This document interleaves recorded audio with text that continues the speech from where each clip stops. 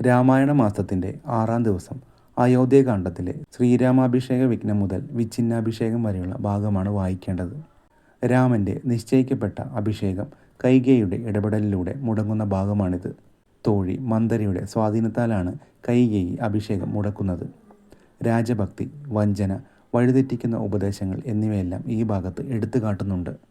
രാമൻ്റെ അഭിഷേകം മുടങ്ങുന്ന ഭാഗമാണ് അധ്യാത്മരാമായണത്തിലെ വിച്ഛിന്നാഭിഷേകം എന്ന ഭാഗത്തും തുടരുന്നത്.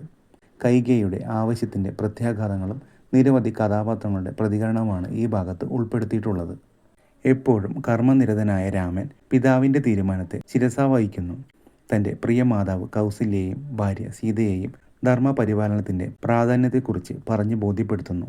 പിതാവിൻ്റെ വാക്കുകൾ പാലിക്കേണ്ടത് ഒരു മകൻ്റെ ഉത്തരവാദിത്തമാണെന്നും അവരെ അദ്ദേഹം ഓർമ്മിപ്പിക്കുന്നു. വനത്തിലേക്ക് രാമനെ അനുയാത്ര ചെയ്യണമെന്ന് സീത നിർബന്ധം പിടിക്കുന്നു. വനവാസത്തിൻ്റെ കഠിനതകൾ ബോധ്യപ്പെടുത്തി സീതയെ പിന്തിരിപ്പിക്കാൻ രാമൻ ശ്രമിക്കുന്നുണ്ട്. രാമനോടുള്ള അവളുടെ വിശ്വസ്തതയും സ്നേഹവും പക്ഷേ അവളുടെ നിശ്ചയദാർഢ്യത്തെയും സമർപ്പണത്തെയും പിന്നോട്ടടിക്കുന്നില്ല. പ്രിയ സഹോദരൻ ലക്ഷ്മണനും രാമനൊപ്പം വനത്തിലേക്ക് പോകാൻ സന്നദ്ധനാവുന്നു.